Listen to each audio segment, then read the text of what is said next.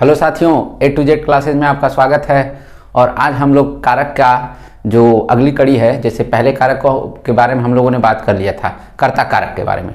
आज हम लोग बात करेंगे उसके अगले जो भी कारक हैं उसके बारे में, कि कौन कौन से कारक है, क्या उनका पहचान चिन्ह है, किस तरह के उदाहरण के माध्यम से हम उसको जान सकते हैं और किस किस तरह की परिस्थितियों में उनको यूज किया जाता है। आपके तमाम प्रतियोगी परीक्षाओं में इस तरह के कारक से प्रश्न एक रहते ही रहते होंगे, जो आपके पहचान चिन्ह के द्वारा आप पहचान सकते हैं। बड़े आसान से शब्दों के द्वारा आप उदाहरण से भी परिचित होंगे। एक शब्द बस देख लीजिएगा, उस शब्द कहीं भी लगा होगा, समझ लीजिएगा वो वही कारक है। जिस कारक के बारे में हम बता रहे हैं एक पहचान चिन्ह होता है और बड़े आसान से शब्दों में आपको चीज़ें वो समझ में आ जाएंगी। और इसके लिए जितने लोगों ने हमारे चैनल को अभी तक सब्सक्राइब नहीं किया भाई, वो चैनल को हमारे सब्सक्राइब करें। और जितने लोगों ने हमारे चैनल को लाइक नहीं किया वो लाइक करें। और जो पहले बार हमारे चैनल से जुड़ रहे हैं वो भी हमारे चैनल को सब्सक्राइब कर लें, जिससे हमारे वीडियो की नोटिफिकेशन उन तक एकदम टाइम टू टाइम उनके पास पहुँचती रहे, जिसको वो आसानी से समझ सकेंगे, जान सकेंगे जो हमारे वीडियो हैं।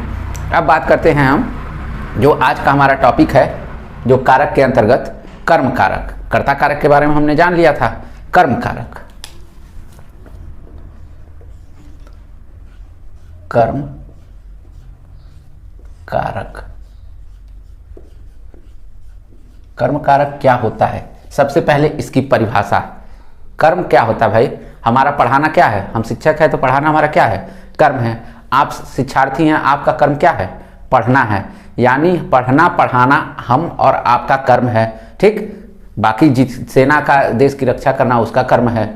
इसी तरह से लोगों का अलग अलग कर्म है कि अलग अलग अपने काम के हिसाब। कोई ऑफिस जाता है, वो ऑफिस में काम करता है, वो काम करना क्या है ऑफिस में? उसका कर्म है। तो मतलब ये कर्म होता है। लेकिन यहाँ पे बात उसी तरह के कर्म की हो रही है। कर्म कारक, आगे एक शब्द लिखा हुआ कारक। कारक मीन्स क्या होता है भाई?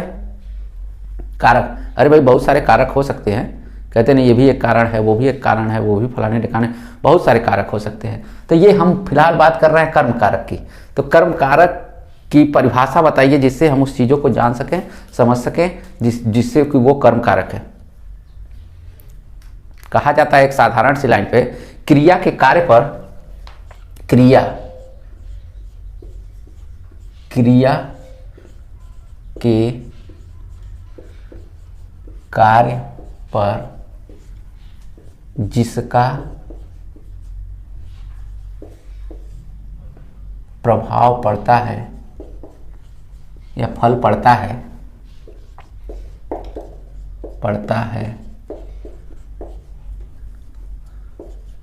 उसे कर्म कारक कहते हैं। ये इसकी परिभाषा है, ठीक। कि कहा जाता है क्रिया के कार्य का जिस पर फल पड़ता है या जिसका प्रभाव पड़ता है, ठीक। कहीं कहीं फल लिखा होगा, कहीं कहीं प्रभाव लिखा होगा, बात दोनों एक ही है। तो क्रिया क्या है? चलना, बोलना, दौड़ना, ये सब सारी क्या है? क्रियाएं हैं हमारी। तो यही कह रहा है कि जो क्रिया है, जो हम चल रहे हैं चाहे बोल रहे हैं, उसके अनुसार कार्य पर जो भी हम बोल रहे हैं आपके लिए कार्य है हमारा, वो उसका प्रभाव पड़ता है। जो जिसका प्रभाव पड़ता है, जो हमारी क्रिया का हम बोल रहे हैं, इसका आपके ऊपर कोई ना कोई प्रभाव पड़ रहा है। आप उस चीज़ को सीख रहे हैं या थोड़ा बहुत कन्फ्यूजन रहा होगा तो उसको कंफर्म कर रहे हैं, तो वो क्या है? उसी का आपका जो प्रभाव पड़ रहा है वही आपका कर्म कारक है। मतलब मैं जो बोल रहा हूँ आपके लिए, आप पे जो वो चीज़ें प्रभाव डाल रही हैं वही हमारा कर्म है। यानी हम यहाँ से पढ़ा रहे हैं और आप उस चीज़ को समझ लिए, हमारा पढ़ाना क्या हुआ? सफल हुआ। हम लाख पढ़ाते रहें और आप ना समझ पाएँ तो हमारा पढ़ाना क्या हुआ? असफल हुआ। यानी हमारा जो कर्म है उसमें हम असफल हो गए। यानी हम आपको जो चीज़ें सिखा रहे हैं, अगर हम सफल हो रहे हैं तो हमारा कर्म करना सफल हो रहा है। यानी हमारा ये कार्य है कि हम आपको सफल बनाएं। किसके माध्यम से? हम वो क्रिया करेंगे। क्रिया करने के बावजूद आप हमसे वो चीज़ें सीखेंगे, वही हमारे लिए कर्म कारक होगी। कर्म कारक किस तरह से कार्य करता है भाई? कर्म कारक किस तरह से कार्य करता है? जैसे उदाहरण बताइए। जैसे एक बहुत प्रसिद्ध उदाहरण है, उस उदाहरण को आप थोड़ा सा कमेंट सेक्शन में करके बता दीजिए। इतने लोग बैठे हैं, हमको बता देंगे कि क्या कमेंट आ रहा है, ये बता दीजिए। बता दीजिए। भाई राम ने रावण को मारा। कर्म का पहचान चिन्ह क्या है भाई? ये देखिए हमने लिखवाया ही नहीं, आप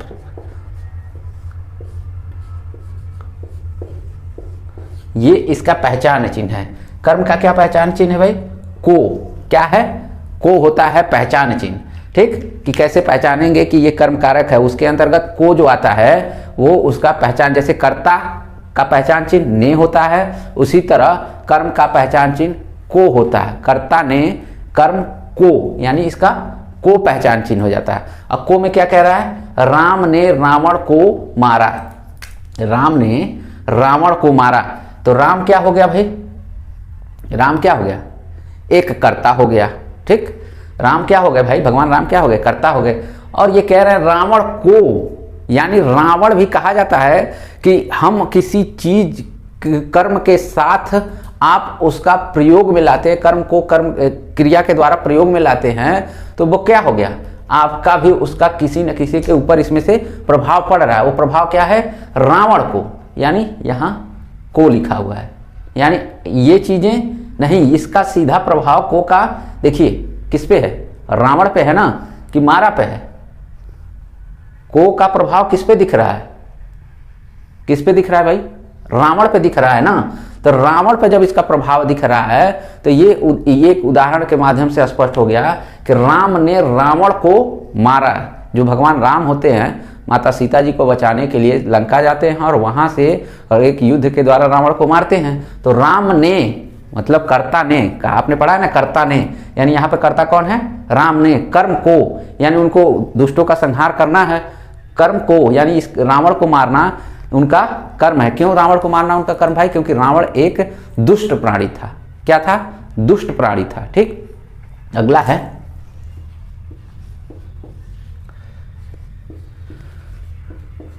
राधा ने कृष्ण को पुकारा। यहां पे कहा जा रहा है राधा जी ने भगवान कृष्ण को पुकारा। यहां पे को क्या दिखाई दे रहा है? को क्या दिखाई दे रहा है? कर्म कारक ही ना, यानी राधा ने, यानी कर्ता ने कृष्ण को का प्रभाव कृष्ण भगवान पे पड़ रहा है। किस पे पड़ रहा है? भगवान कृष्ण पे पड़ रहा है। इसीलिए कहा जा रहा है राधा ने कृष्ण को पुकारा। राधा ने कृष्ण को पुकारा। राधा जी जो होती हैं भगवान कृष्ण को पुकारती हैं। ठीक, अगला है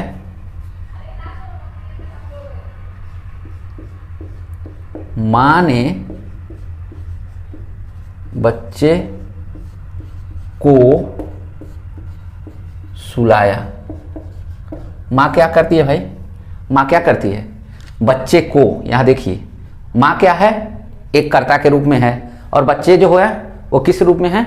एक कर्म के रूप में है। यानी कर्म देखिए को से पहचान में आ रहा है, और इसका ठीक जो पीछे दिख रहा है उस पर इसका सीधा का सीधा प्रभाव दिख रहा है। क्योंकि आप परिभाषा में कह रहे हैं कि क्रिया के कार्य पर जिसका प्रभाव पड़ता है, यानी क्रिया जो हो रही है, सुलाना वाला, सुलाना, पुकारना, मारा, ये जो क्रिया हो रही है इसका प्रभाव सीधा सीधा किस पे पड़ रहा है? बच्चे पे पड़ रहा है ना। देखिए इसका सीधा प्रभाव दिखा है, क्रिया के कार्य पर जिसका प्रभाव सीधे, यानी इसका प्रभाव को का सीधे सीधे बच्चे पे पड़ रहा है, तो वो किसके अंतर्गत आ गया? कर्म कारक के अंतर्गत आ गया। यानी मां ने बच्चे को सुलाया। अगला है लोगों ने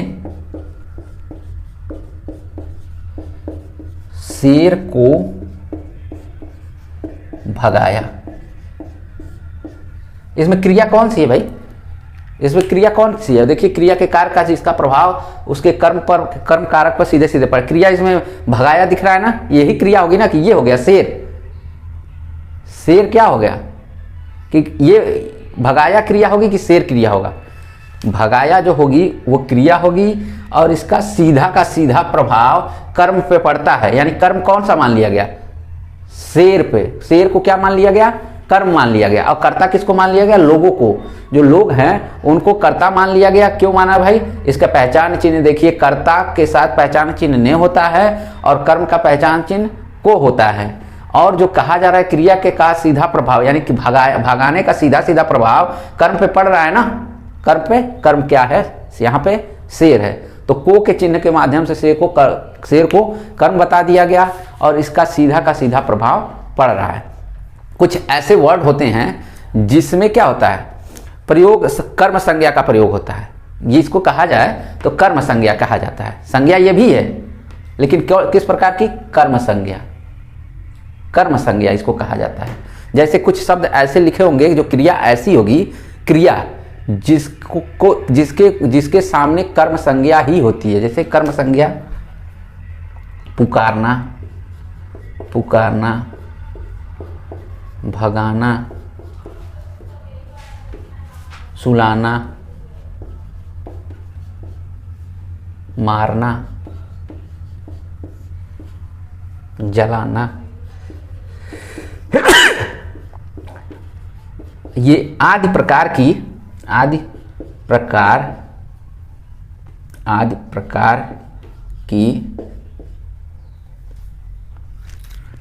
क्रियाएं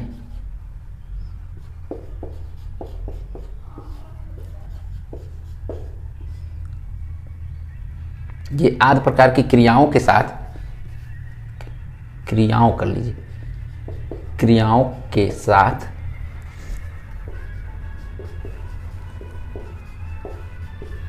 कर्म संज्ञा का प्रयोग होता है।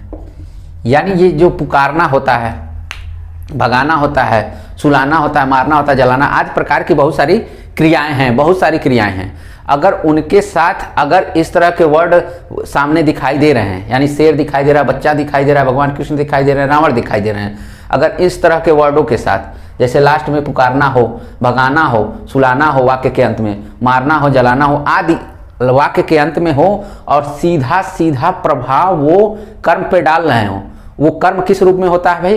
देखिए कृष्ण भगवान क्या है, अपने आप में संज्ञा है ना। कृष्ण किसी एक का ही नाम होता है, ठीक होता है ना, तो वो संज्ञा है।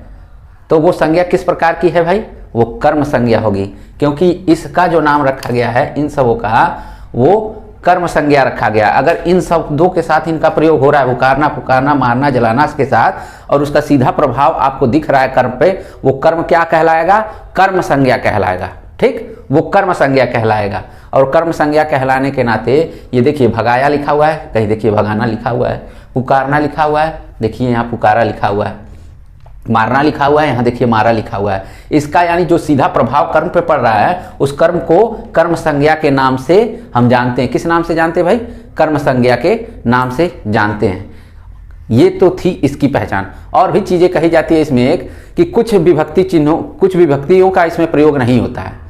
कुछ विभक्तियों का इसमें मतलब जो को पहचान चिन्ह है, कुछ ऐसे शब्द होते हैं लेकिन कर्म कारक होते हैं वो, लेकिन उसमें कोई चिन्ह प्रयोग नहीं होता है। जैसे सीता फल खाती है, एक मैं बता दे रहा हूं, सीता फल खाती है। फल खाना क्या है? क्या है? ये कर्म कारक के अंतर्गत आएगा। यानी यही सीता कहता कि खाती है, तब कर्म कारक नहीं हो सकता, लेकिन स्पष्ट कर रहा है सीता फल खाती है, मोहन भोजन करता है। ठीक, मोहन भोजन करता है, यानी इसमें कहीं भी कर्म चिन्हों का प्रयोग नहीं हो रहा है, लेकिन अगर वो स्पष्ट कर रहा है, आपका कह रहा है ना क्रिया के कार्य का सीधा प्रभाव कर्म पर पड़ रहा है, यानी सीधा प्रभाव पड़ रहा है, दिखाई दे रहा है उस चीजों पे, लेकिन कहीं भी आपका विभक्ति चिन्ह इसमें नहीं दिखाई दे रहा है, उसके बावजूद ये कर्म कारक होगा। ठीक, ये तो था कर्म कारक। अब अगले की बात करते हैं, करण कारक। अगला क्या है हमारा?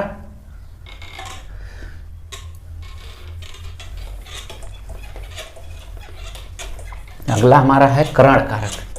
करण का अर्थ क्या होता है भाई? करण कारक,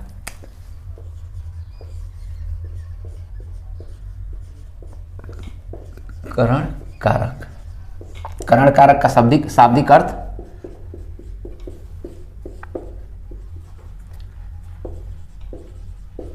शाब्दिक अर्थ क्या होता है?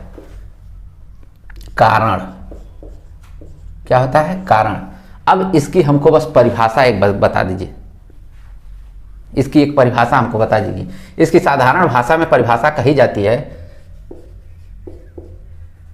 जिसकी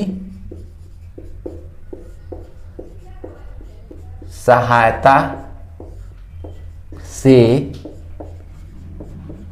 कार्य संपन्न हो उसे करण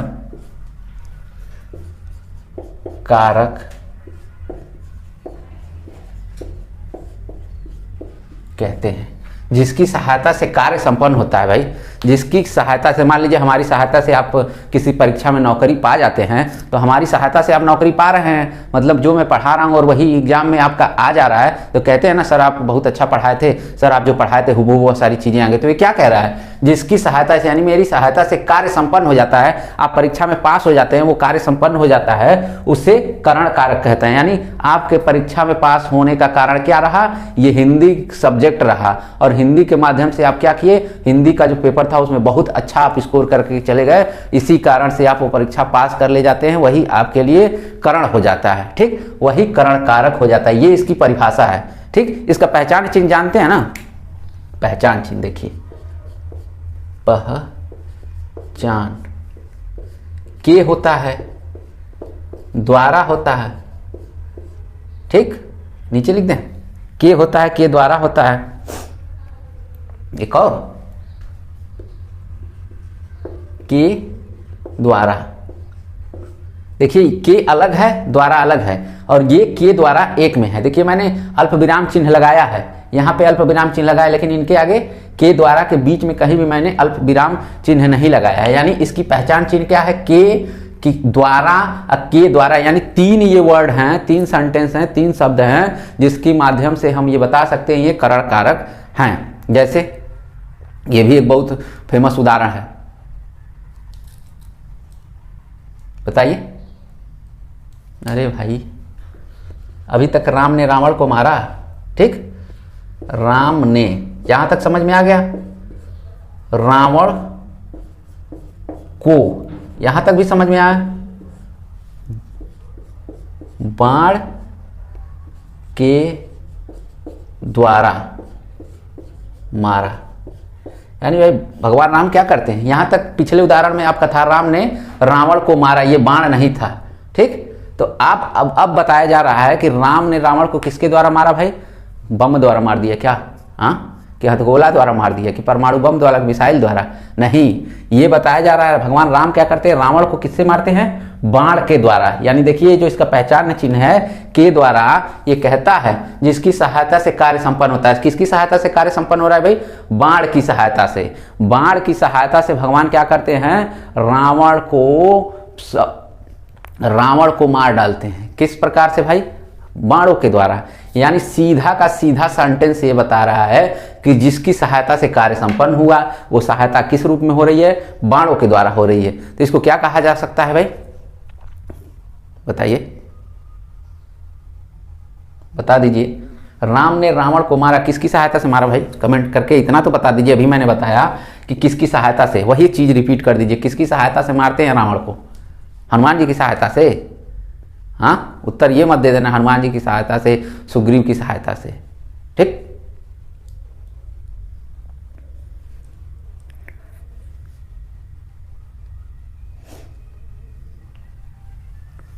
अरे ये कह रहे हैं से, सही है, ठीक ठीक ठीक, के नहीं से। पहचान चिन्ह में से, द्वारा, के द्वारा, अब सही है। थोड़ा सा कंफ्यूजन था, हो गया था, लिखने में मुझे मिस्टेक हो गई थी। से द्वारा होता है, के द्वारा होता है। ठीक, अब ये चीजें कंफर्म हो गई। राम ने रावण को बाण के द्वारा मारा। अब अगला उदाहरण है, बच्चे पार्क में गेंद से खेल रहे हैं।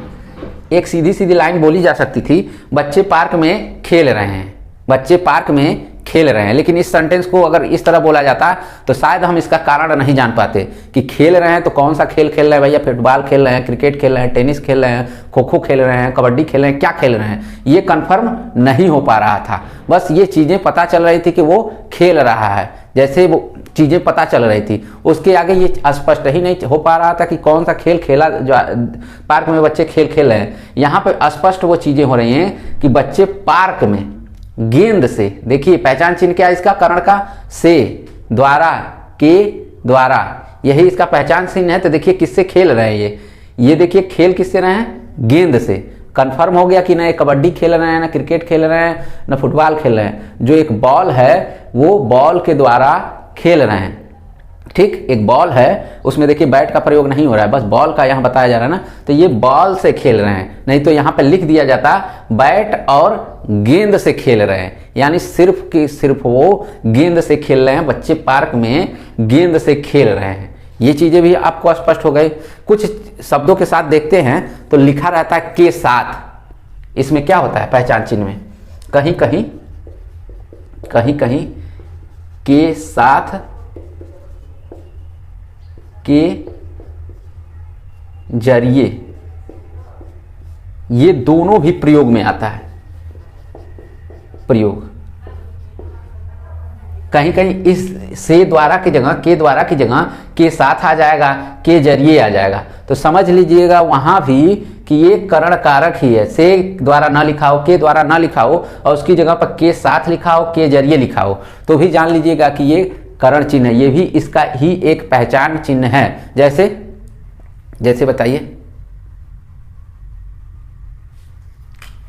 बच्चे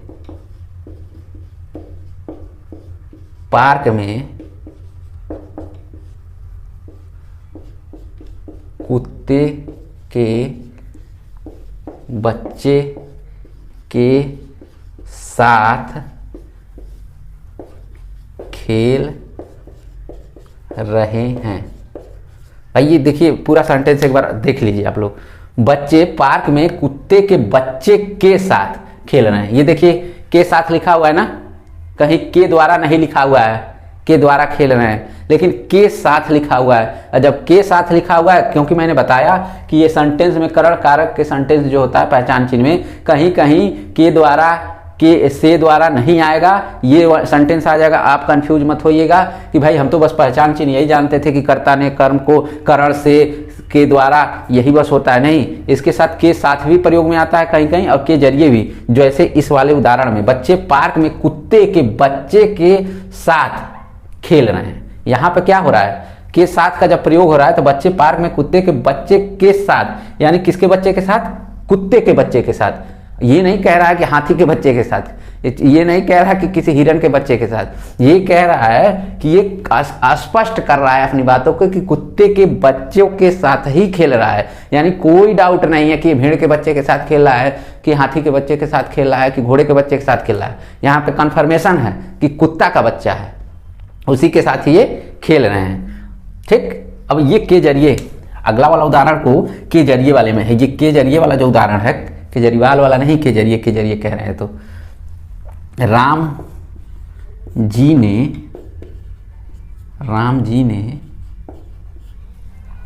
सेना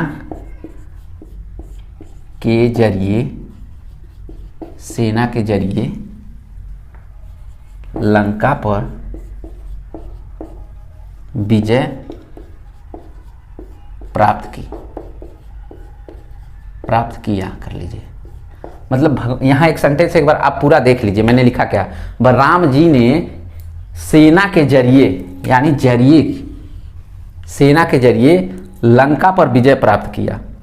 यानी भगवान राम क्या करते हैं, किसके जरिए, मतलब उनकी बहुत बड़ी सेना थी। सेना में क्या थे, सुग्रीव थे, हनुमान थे, वानरी बहुत सारी सेनाएं थी, अन्य लोग भी उनका सहयोग कर रहे थे। तो वही कह रहे हैं भगवान राम जी ने सेना के जरिए लंका पर विजय प्राप्त किया। यानी भगवान राम क्या, किसके जरिए, सेना के जरिए। यहाँ पर अगर सेना हटा दिया जाता, राम जी ने के जरिए लंका पर प्राप्त किया, कुछ भी नहीं समझ में आ रहा है मुझे।